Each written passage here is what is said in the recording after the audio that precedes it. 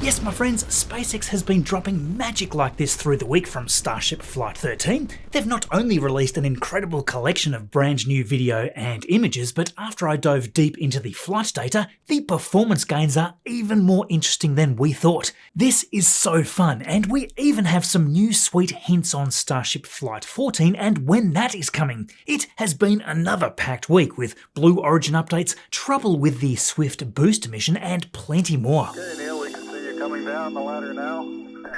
Hey, Marcus House with you here, and if you think that you've seen all that Flight 13 had to offer a week ago, man, think again, because there has been so much more come out this week. Given that SpaceX blasted off their 13th flight, concluding with many improvements over the first version 3 flight test with Mission 12, all the new milestones that they've shared along with the brand new unseen and full quality shots are incredible here. With everything released this week, I think we're just best to follow through the timeline of events as they are during the flight.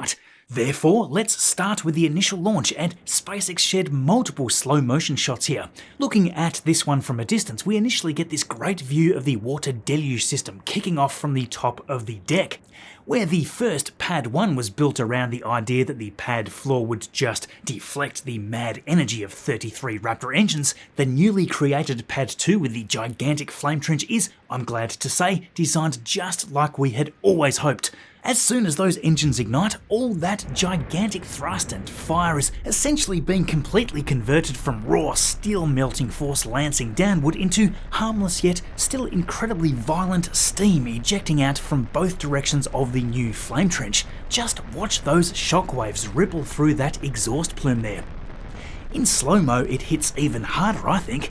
The rocket is around 5,000 metric tons, and those 33 Raptor 3 engines almost seem to magically and smoothly lift the beast upward and away from the launch pad.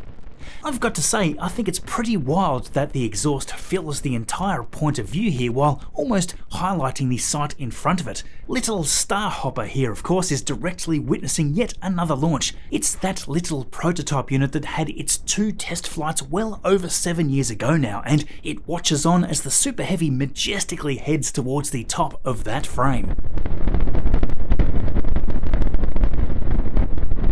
Now how about a better view of those engines? SpaceX also shared the close-up from this camera. I mean, the number of people I see out there claiming all this is AI generated is just crazy, but you can almost see why when a video is presented like this in super slow motion. All of those little clouds pouring off the side of Super Heavy there are due to that cryogenic oxygen filling that massive bottom tank and creating a solid layer of frost on the outside. All of those little clouds of vapor are just being rapidly sucked into that ridiculous exhaust plume. Although we are zoomed in pretty far here, you should be able to make out where the exhaust from the combined thrust of the 33 Raptor engines flows in and out, creating one giant Mach diamond. Man, I just love this, and the camera's picked it up so beautifully.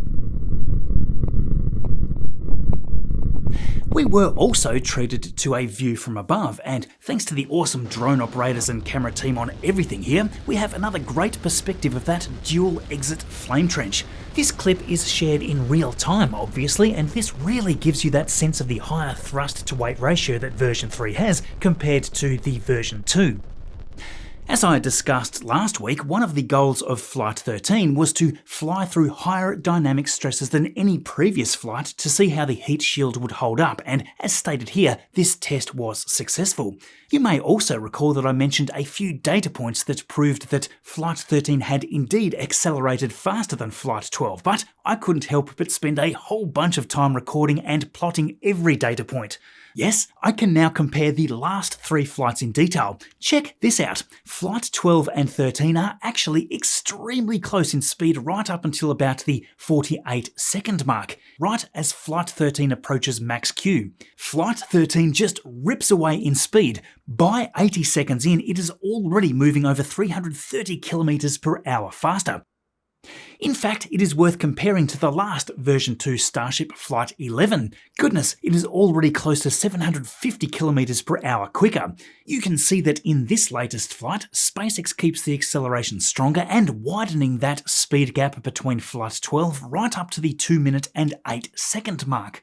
At this point, the speed difference stops growing, but this is interesting. In both Flight 12 and 13, you can see that SpaceX are throttling down a little here, so there is certainly still performance left in this beast. All engines are still lit here, so there is obviously a throttle down happening through this phase until we see the engines being extinguished at the 2 minute and 18 second mark. Anyway, I think this is extremely interesting data to sift through, so I hope that you enjoy the painstaking efforts that I went through to get this all plotted in. Just as a side note, we can also look at the altitude difference here too. Although this is less striking, Flight 13 had a clear bump over Flight 12. It's almost exactly the same difference that Flight 12 had on Flight 11, with a 4 to 5 kilometre increase in altitude at stage separation. Now, as I mentioned last week, I was slightly disappointed that we didn't get to see an external view of the hot stage separation from the ship camera. We had, of course, soon after seen SpaceX post a video from the perspective of the Super Heavy, but early this week, SpaceX posted this terrific still view from the ship's point of view. Back to that footage itself though, you can actually see the upper stage exhaust flowing across the length of the booster itself as it flips around. All 33 engines, of course, were performing that boost back burn, and if we zoom right in and slow down, if you look close, you can just make out the ship getting blasted by that exhaust too as it leaves the camera view. When we then see the live stream switch back to that external camera on the ship after hot staging, if you look close, you can see the steel here changing colour as that super heavy exhaust behind tempers it a little on the sides. That rainbow effect happens when the steel is exposed to higher and higher temperatures, and if we wait a little further into the ascent until this area is lit right back up, this effect is much clearer. Now, just take a look at this. Once they got into payload deployment, this gave light to perhaps one of the most staggering views of the entire Starship program so far. As you can clearly see, this footage shows us the Starlink satellite's point of view as it slowly drifts away from Ship 40, combining 4 of its onboard cameras into the one composite view. The flaps gave us some nice wiggles before doing a nice little spin to give the cameras a full 360-degree view of the exterior, especially views of those missing tile tests there. We then see the ship fire its reaction control to help move further away from the satellites as SpaceX prepared for the in-space burn before re-entry. We did actually get a glimpse of the satellites themselves out there opening their solar panels if you look closely while Starship was performing that in-space Raptor relight, but since then, SpaceX has shared these absolutely mind-blowing views from the satellites themselves. These are real photos, and the first image shows multiple satellites side by side with their gigantic solar arrays deployed. The satellites on the right even appear to be actively test-firing their Argon Hall thrusters, which will, in fully orbital missions, be used to maintain and adjust their position in the constellation. This is the first time that we've seen a Starlink firing in space, which is very cool. The next image is a photo taken from one of the satellites while looking back at Ship 40. It is slightly lit up by those flashlights aboard some of the satellites, but yeah, if the Starship had been in the full sunlight, as we hope to see in the near future, this perspective would be even more incredible. Now, going back to that relight for a second, there were a bunch of amazing spaceflight enthusiasts from the ground looking for signs of this, and Martin here was kind enough to shoot me a video that captured that relight burn from Johannesburg in South Africa, so it was extremely visible to anyone at the right location. Now, it is worth mentioning that all that light isn't coming from the single engine directly, but it is instead the interaction between the engine's exhaust and the atmosphere whipping by as the plume is hurled into it at almost orbital velocity. Watching it again from the livestream, you can see how incredible this light show looked just from this one camera view. Now, after that always amazing re-entry, SpaceX also provided us with some more clean views of the final landing followed by this iconic flip. This all happens fairly rapidly, of course, but we see those engines fire up. Seconds later, there you see it flipping around, and as it gets closer, you can see that exquisite thrust of vectoring control by the 3 central Raptor 3 engines.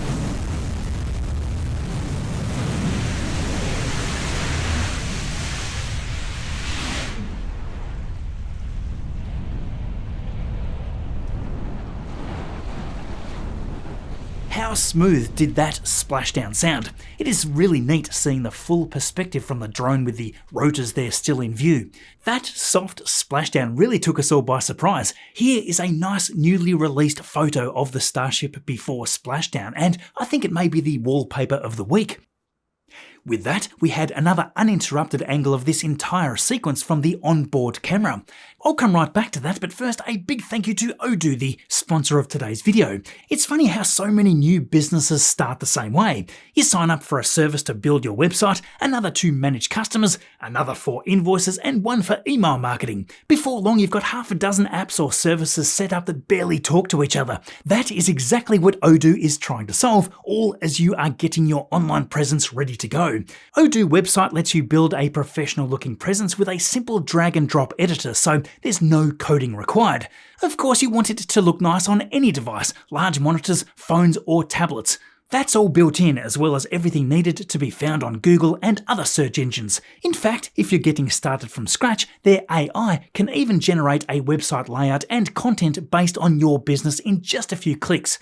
The really clever part though is that the website isn't living on its own. It's already by default connected to Odoo's customer relationship management, e-commerce systems, inventory, accounting and marketing tools as well. That means no exporting and importing spreadsheets and no trying to make a heap of different platforms communicate with each other.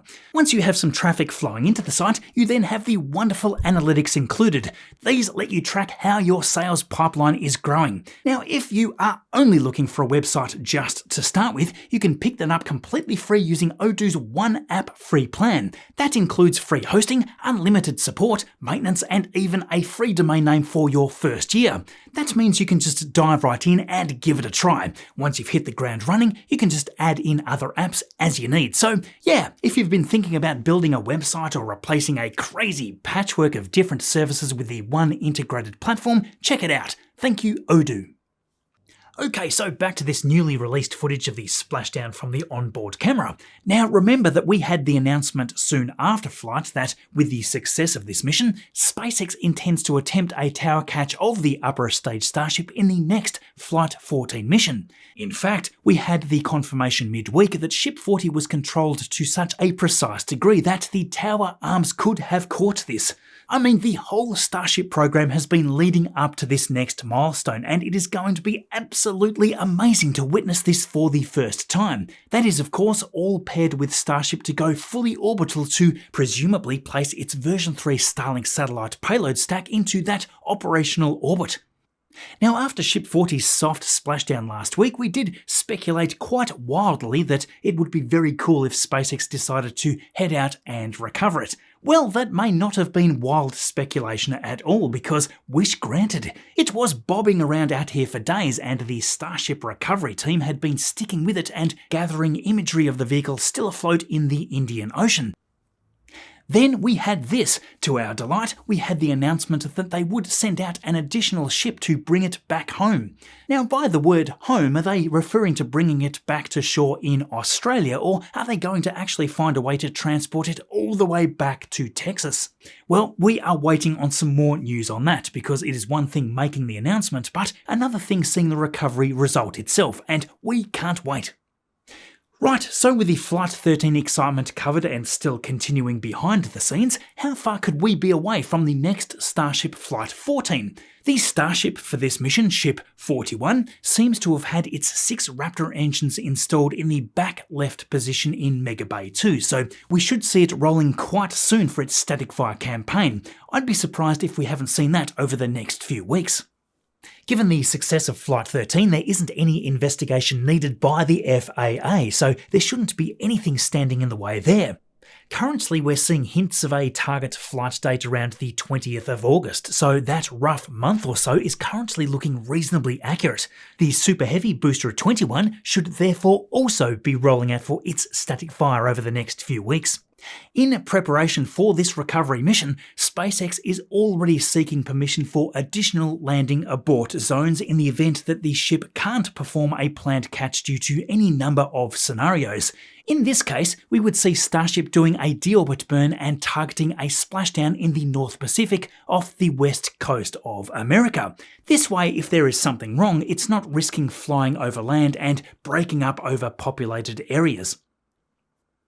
So how is Pad 2 looking after the launch? Thanks to RGV aerial photography being quick to get in the air again after the flight, we can see that once again this is looking wonderful after being blasted by the world's most powerful rocket. The top deck is a little bit toasty here again in this one corner, and you can see the individual holes right there where the water exits the deck.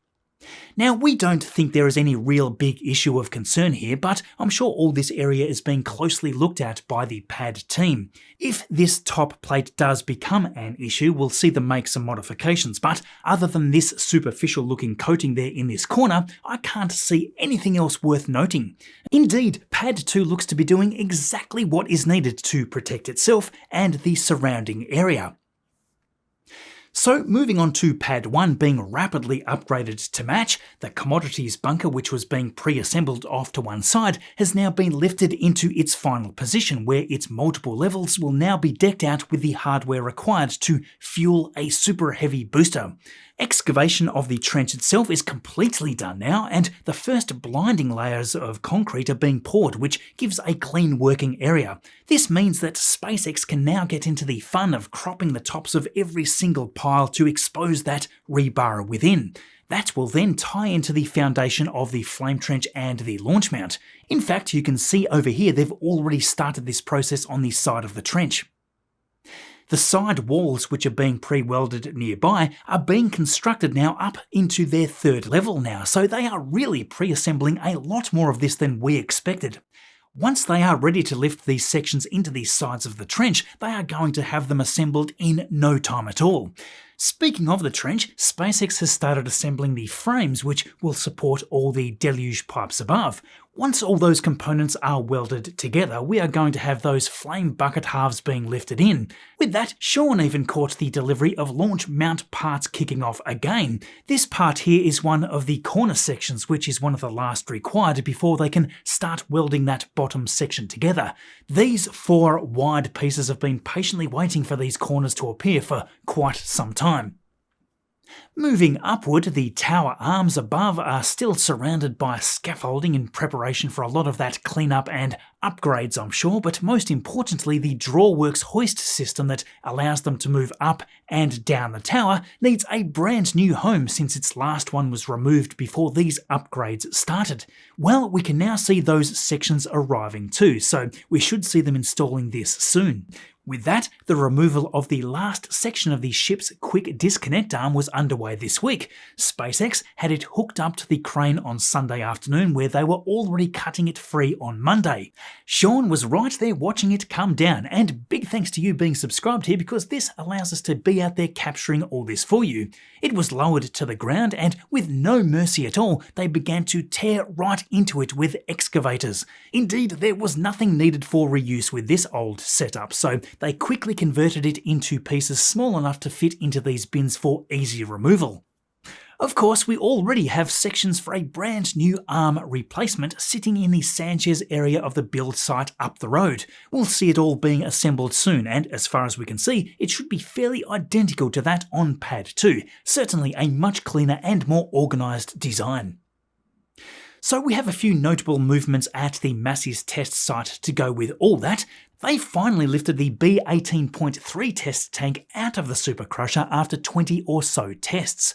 This should free that unit up for the brand new nose cone test article which rolled into Megabay 2 recently. We actually saw that nose being constructed in the factory windows a while back, sporting some extra external attachments and ports welded on. We don't have a real good idea of what they're going to be testing with this nose cone just yet, but I suspect given there hasn't been any other nose cone test article in a very long time, they may just want to give the nose in general a good rundown with the latest architecture.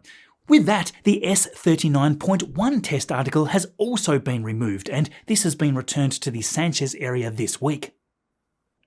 For Falcon 9 action, just a few quick mentions. The first mission kicked off with this beautiful liftoff from Vandenberg Space Force Base a week ago on Saturday morning. Awesome clear launch there as it carried the 24 Starlink satellites in the Group 1751 mission. The booster 1100 was only on Flight 8 this time, touching down soon after on the drone ship Of Course I Still Love You. SpaceX even shared a beautiful deployment view with the sun on the horizon in the background there.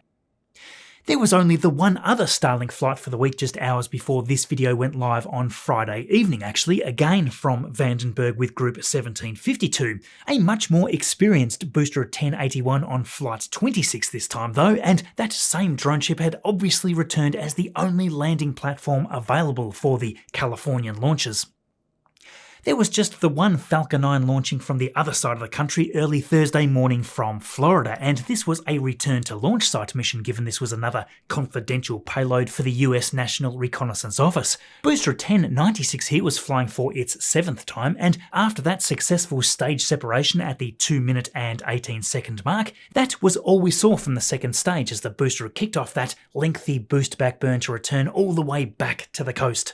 These are always a little more exciting if we get to watch them in daylight, but beggars can't be choosers, so here we were watching the descent in the darkness. There was a final quick flash of colour there just after the touchdown at landing zone 2. We have some more new updates from Blue Origin over at Launch Complex 36 too. The team has now completely destacked the top 6 sections of the vehicle access tower. Rather than rebuilding immediately though, the engineers are going to integrate the tower's new fluid lines, cryogenic systems, pneumatic control hardware and new access floors for the new horizontal-vertical hybrid system. By carrying out all this work while the tower is on the ground before restacking, multiple systems can be worked on in parallel. So yeah, it is the only realistic way to meet a New Glenn launch by the end of the year timeframe. So they are doing everything they can to get this done in time. Now, normally Blue Origin hot fire test New Glenn's second stages at Launch Complex 36. Right now, that is obviously not possible, so just last week they signed an agreement with NASA to do this at the B-Test complex at NASA's Stennis Space Center. That historic test stand, by the way, was used to test the first stage of the Saturn V rocket, as well as the main propulsion test article for the Space Shuttle program. Now it is going to provide Blue Origin with that additional facility for New Glenn's upper stage. Just as a Blue Origin side note, here is the latest lunar rover being tested by Honeybee Robotics, which is owned by Blue Origin. This rover is going to be placed on the moon by Firefly Aerospace's Blue Ghost 3 lunar lander, which is currently scheduled to launch in 2028.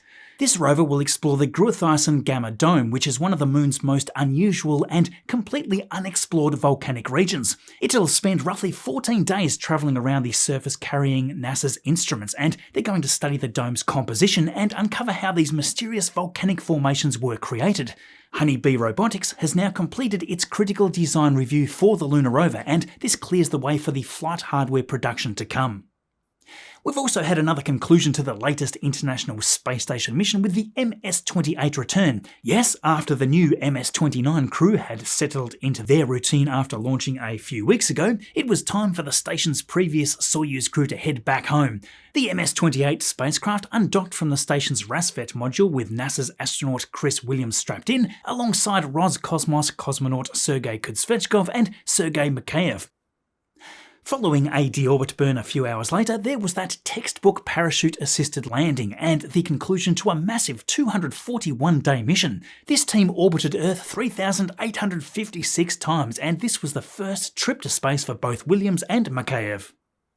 Now, unfortunately, things haven't gone entirely to plan during the mission to boost NASA's Swift Observatory. You may recall, weeks ago we had the launch of Catalyst's Link spacecraft at the start of July, but during the commissioning phase the vehicle entered an uncontrolled multi-axis spin after suffering attitude control issues. That had it temporarily losing communications, and it needed a reset of its onboard systems. Along with that, Link has also lost 2 of its 3 reaction wheels and now has only partial reaction control thruster capability, so everything is looking pretty grim at this point. All is not lost yet though, because the engineering team are using the gimbaled electric propulsion system to slowly stabilise the spacecraft before attempting to continue with the rendezvous with NASA's Swift Observatory, so there is still time to tackle these problems. It is a major setback for sure, but the team still believes the rendezvous and capture may still be possible. Anyway, fingers crossed they figure this out, because it would be great to see them attempt this reboost mission and save the observatory. So there we go, my friends. I hope you enjoyed this video. If you did, don't forget to hit subscribe so we get to keep making them. If you want to continue with more space goodness, I think you will love this video here next. Thanks for watching all this way through. As always, I'll catch you next weekend.